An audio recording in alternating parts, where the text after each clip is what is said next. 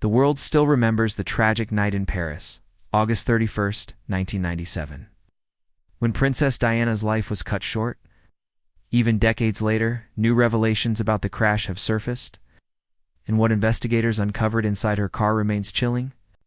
From shocking evidence to haunting details, these discoveries cast a disturbing light on the final moments of the people's princess. What was found that proved so unsettling? Let's look into the startling discoveries hidden within Diana's crash car.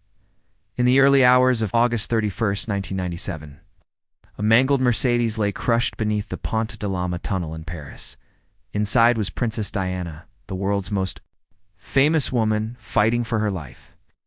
The accident stunned the globe, and the questions it left behind still refuse to fade more than 2 decades later. When investigators finally examined the wreckage, what they found was not only tragic, but deeply disturbing evidence that continues to haunt that night. The hours leading up to the crash had been filled with unease. Diana and her companion, Dodi Fade, returned unexpectedly to the Ritz Hotel after canceling dinner plans. Paparazzi swarmed outside, their relentless cameras flashing. What began as a quiet evening quickly turned tense under the glare of lights, whispers, and speculation.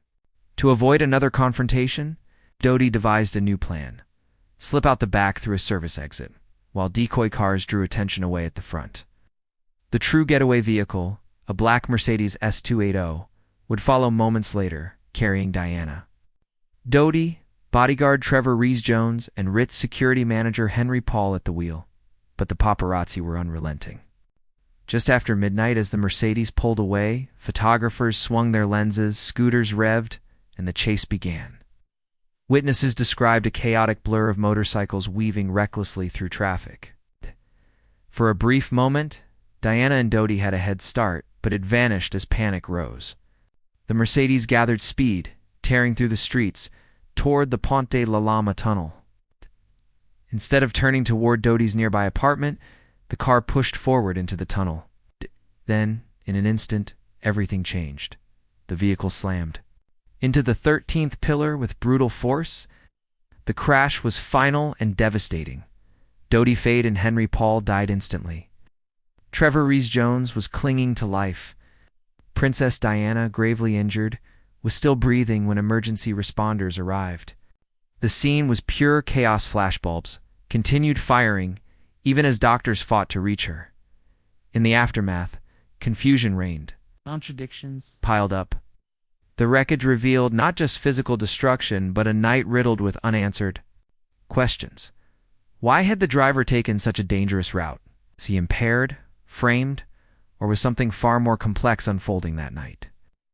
At the center of these questions stood Henry Paul, the man behind the wheel.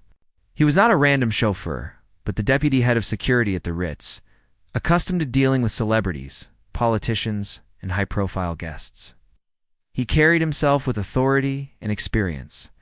Yet on the night of August 30th, something felt wrong. Paul had finished his shift around 7 p.m., but for nearly 3 hours afterward, no one could account for where he went or what he did. That unexplained gap remains one of the most unsettling mysteries of the case.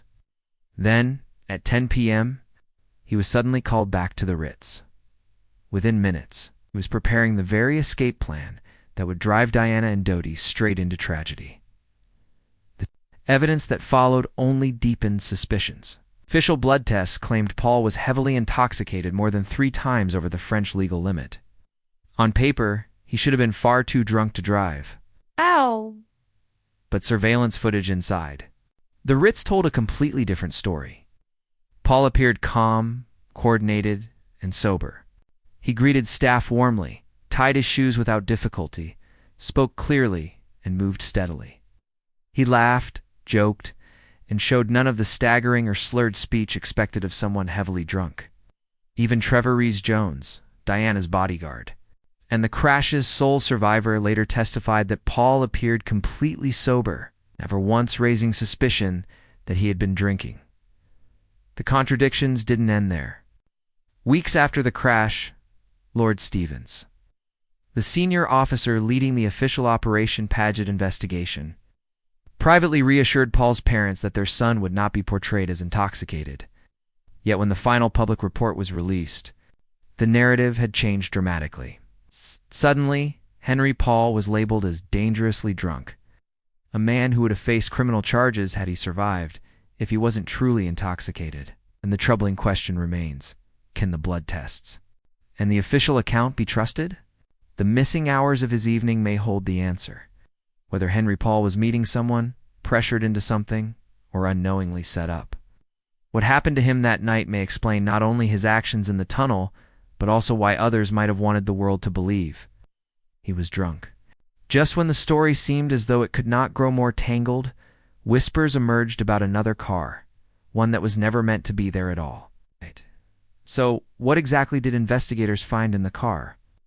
Let's take a closer look. Inside the dark, echoing walls of the Pont de Lama tunnel came a shocking discovery. Among the twisted wreckage of the Mercedes, investigators stumbled across something that didn't quite belong. There were shards of a red tail light and faint streaks of white paint, fragments that did not come from Diana's car. They belonged to another vehicle entirely, a white Fiat Uno. This was no ordinary find. The small, unremarkable Fiat appeared. In no official reports, no witnesses claimed to have seen it clearly, no license plate was ever captured. And yet its presence was undeniable. The Mercedes itself bore the marks of its contact. Laboratory tests confirmed that paint from a Fiat Uno had been transferred onto the right side of the luxury car.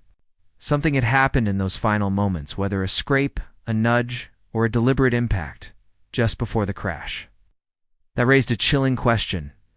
Did this mystery Fiat block the Mercedes from leaving the tunnel, or worse, force it directly into the fatal 13th pillar? French police scoured the streets for answers, checking more than 4,600 vehicles. But the elusive car never surfaced. Despite the dead end, suspicions continued to mount. Investigators hired by Mohammed Al-Fayed believed they had unraveled the mystery. Their attention turned to James Anderson, a well-known paparazzo with a relentless obsession for Diana and Dodi. He owned a white Fiat Uno. He had followed the couple during their Mediterranean holiday. And according to multiple accounts, he even boasted of being near the tunnel that fateful night. Before long, investigators located Anderson's Fiat Uno, but it looked different. Its taillight had been replaced. Then came the most disturbing twist. In the year 2000, Anderson himself was found dead in rural France. His body inside a burned-out car deep within a forest. Authorities ruled it suicide by self-immolation, yet doubts spread like wildfire. There was no lighter, no suicide note, and his body was almost completely incinerated. This leads back to Diana herself. What exactly was she escaping, or perhaps chasing, on that final night? To answer that, we must look at the clothes she chose and the belongings she held close. Just a few hours before the tragedy that shook the world, Dodi Fayed slipped quietly into one of Paris's most exclusive jewelry shops. Raphael Raposo, a boutique glittering among the city's finest luxury houses. He wasn't there by chance, yet a purpose, one deeply personal, away from the public's gaze. He selected a ring from the jeweler's celebrated Dis-moi Oui collection, which translates to say, yes to me. The ring was not flamboyant or ostentatious. It was not dripping with massive diamonds designed to scream for attention. Instead, it was a simple gold band, elegant, refined, understated. A ring that carried more meaning than sparkle. It was the kind of piece that whispered promises rather than shouted wealth. Once chosen, Dodi arranged for the ring to be delivered discreetly to the Ritz Hotel, where he and Princess Diana were staying that night. Locked away in a safety deposit box, hidden from the public, it carried unspoken significance. Yet the importance of this ring did not remain hidden for long. Dodi had already shown Diana the brochure earlier, and in the aftermath of the crash, this small piece of jewelry became one of the most discussed objects in the world. It wasn't only the ring that fueled speculation, either. Rumors began swirling that Diana was pregnant. Paparazzi photographs taken during her holiday with Dodi showed her in a swimsuit, and tabloids eagerly circled her midsection, suggesting the faint beginnings of a baby bump. Friends described her as glowing. Others hinted she had been talking about big news that would soon be revealed. For those who wanted to believe, the puzzle pieces seemed to fit neatly together: an engagement ring, a pregnancy, and a love story that would forever bind Diana to a man outside the royal mold. But when investigators dug deeper, the hard evidence told another story. Forensic tests conducted on blood samples from the crash site revealed no biological signs of pregnancy whatsoever. During the official inquest, it also emerged that Diana had been taking contraceptive pills at the time, a fact confirmed by her doctor and supported by medical records. These revelations painted a very different picture. Close friends and members of her inner circle testified that while Diana's relationship with Dodi was passionate and exciting, it was still relatively new. She relished the romance, the spontaneity, and the sense of freedom he offered. But according to those closest to her, there had been no serious conversations of engagement, let alone of starting a family. For Diana, who had endured years of scrutiny and personal upheaval, the relationship was a joyful escape, a breath of freedom rather than the foundation for a second marriage. Still, not everyone was willing to accept this conclusion. Muhammad al-Fad, the father of Dodi Fade, stood at the forefront of the opposing view. A man of immense wealth and influence, he firmly believed that his son and Diana were deeply in love and preparing to build a future together. He insisted that Diana had been pregnant and that their engagement was genuine. To him, the tragic crash was no accident. He argued that powerful figures within the British establishment, horrified by the notion of a Muslim man fathering the potential step-sibling of a future king, had orchestrated the disaster to prevent it from ever happening. The inquest into Diana's death explored these claims in exhaustive detail. Witnesses were questioned, medical records examined, and every available piece of evidence carefully reviewed. Lord Stevens, who led the official British investigation, presented his findings with clarity. Diana had not been pregnant, and she was not engaged. His team's conclusion rested on science, testimony, and physical proof recovered from the wreckage. Yet even with official answers, the symbolism of the ring persisted. To some, it represented the love story that might have been a romance cut short before its next chapter could be written. To others, it was nothing more than a piece of jewelry elevated into legend by the world's desperate attempt to find meaning in a senseless tragedy. While the ring remained locked away in silence, another force surrounding Diana that night was anything but quiet. It was far more dangerous, driven not by love or whispered secrets, but by flashing bulbs, relentless pursuit, and an insatiable hunger for images. The question lingered. What role did the paparazzi play in the tragedy? The role of the paparazzi has always been contentious. On that fateful night in Paris, when the black Mercedes came to its devastating stop inside the Alma tunnel, its frame crushed, its steel twisted beyond recognitions, the photographers were already there. Eyewitnesses, including 2 American tourists passing by in a taxi, later described a haunting scene. The tunnel was not only filled with the acrid smell of smoke and burning metal, pulsed with the rapid-fire clicking of camera shutters. Swarms of photographers surrounded the wreckage. Instead of rushing forward to help, they focused on capturing images. Some climbed onto the hood of the ruined car, their shoes scraping against the dented metal, while others leaned through shattered glass to take their shots. To bystanders, they looked less like witnesses and more like scavengers, vultures circling the wounded and feeding on tragedy. Among the first to arrive was Dr. Frédéric Malaise, a French physician who happened to be driving past. At first, he did not recognize the victims. He only knew that lives needed saving. Acting on instinct, he rushed to the car, opened the door, and began administering aid to a woman who was critically injured but still breathing. Only later did he realize that the woman he was fighting to keep alive was Princess Diana. Dr. Malaise worked swiftly, clearing her airway and providing what help he could until emergency services arrived. Yet even in those tense, life-or moments, he could not escape the constant clicking of cameras around him. Later, he described his shock not because the photographers interfered directly, but because they merely stood by, capturing images rather than offering the smallest assistance. From a legal standpoint, their behavior sat in a murky gray area. That night, French police arrested 7 photographers. Some spent the night in custody, and a few faced charges for failing to assist accident victims. A serious offense under French law, but attempts to accuse them of graver crimes such as manslaughter or complicity in the crash soon collapsed. In time, the charges faded, and with them, any hope of real accountability.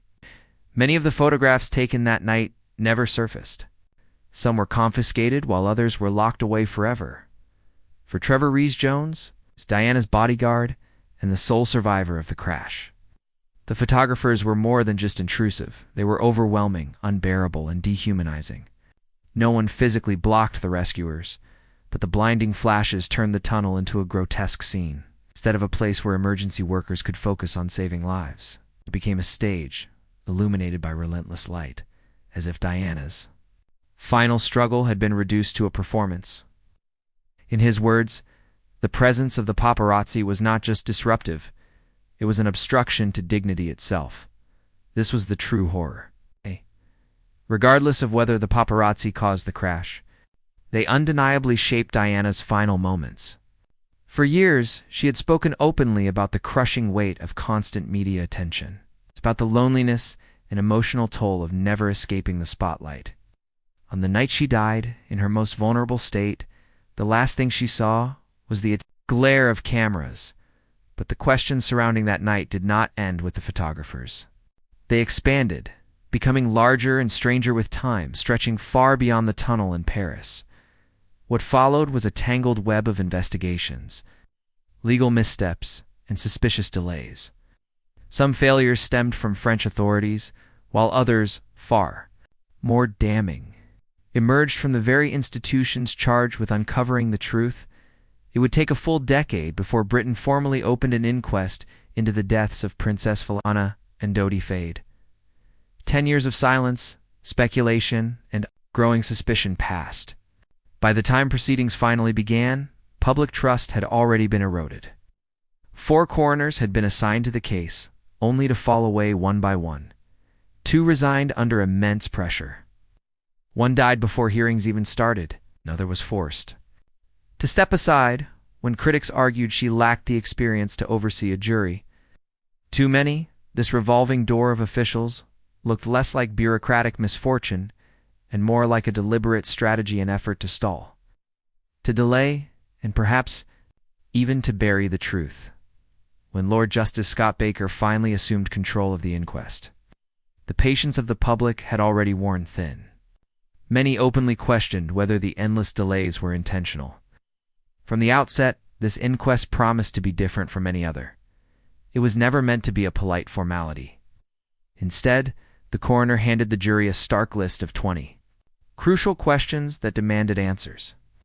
These weren't vague nods toward closure. They were pointed, unsettling, and specific. Did Diana ever truly fear for her life? And if she did, why? In October 1996, Princess Diana wrote a chilling letter to her butler, Paul Burrell. In it, she claimed her husband was plotting an accident, something involving her car, perhaps a brake failure, that would result in a serious head injury. She confessed that she felt watched, even telling her lawyer, Lord Mishcon, that people were conspiring against her. These were not passing thoughts. They were written, spoken aloud, and remembered. At the time, most dismissed them as stress or imagination. For years, when her words were read in court, they sounded alarmingly close to what had actually occurred. Lord Mishcon himself admitted that he struggled to believe her. Yet when he mentioned it to Scotland Yard Commander Jeff, the commander surprisingly confessed that he half believed it could be true. That admission resurfaced only during the inquest. For Diana, the fatal crash may have been the end, but long before that, she believed someone was setting a trap. The deeper investigators dug, the more shadows they uncovered, some linked to intelligence circles. The whispers of secret services only grew louder after her death. Within minutes of the news, Mohammed Al-Fad, father of Dodi, declared it was murder, not an accident, he believed. Diana's relationship with his son posed a threat to the monarchy, and that powerful forces wanted her silenced. Diana herself had already claimed she was being monitored. The inquest revealed suggestions that her phones were tapped and that MI6 had tracked her movements. Lord Stevens, who headed the official Operation Paget investigation, was even granted rare access to MI6 files. He concluded that no evidence of an assassination plot existed, yet critics wondered aloud if certain records had been erased or deliberately never written at all. Focus then shifted to Henry Paul, the Ritz's security chief and the driver that night. French intelligence had previously used him in hotel operations, fueling suspicions that he was more than just an employee. Then came another troubling issue: the timeline of Diana's medical care. After the crash, she remained inside an ambulance for 1 hour and 43 minutes before reaching an operating table. The wreck was only 3 miles from one of Paris's leading trauma hospitals. Yet instead of rushing her there, doctors followed French protocol, stabilizing her on site and then moving slowly across the city. Officials defended the method, but critics demanded to know why a dying woman hadn't been taken straight to the nearest hospital. Inside the ambulance, Diana went into cardiac arrest. She was revived, but her injuries were catastrophic. By the time surgeons opened her chest, the torn pulmonary vein made survival nearly impossible. The first doctor on the scene, Dr. Frederick Malaez, said she looked peaceful, almost as if asleep, and denied that paparazzi had obstructed his work. Outwardly, she appeared unharmed. But the internal injuries were beyond repair. Investigators scoured the wreckage of the Mercedes for answers. They found fragments of her final night, a broken string of pearls scattered in the back seat. Blood samples were taken to rule out pregnancy, but no diary and no handbag were ever found. Mechanics later confirmed the car's brakes, tires, and steering were all in working order. There was no evidence of sabotage, yet glaring anomalies remained. Critical CCTV cameras were not recording. Some were pointed the wrong way, and others were missing entirely. There was no footage of the white Fiat Uno that multiple witnesses swore they saw. No image captured the exact moment of the crash, adding to the unease. The tunnel reopened to traffic just hours later. By 10:30 a.m., cars were already passing through before investigators had even finished gathering evidence. The scene had been scrubbed far too quickly, and so, more than 25 years on, Diana's death still lingers unresolved in the minds of millions. The official conclusion labels it a tragic accident, yet the unanswered questions continue to pile up.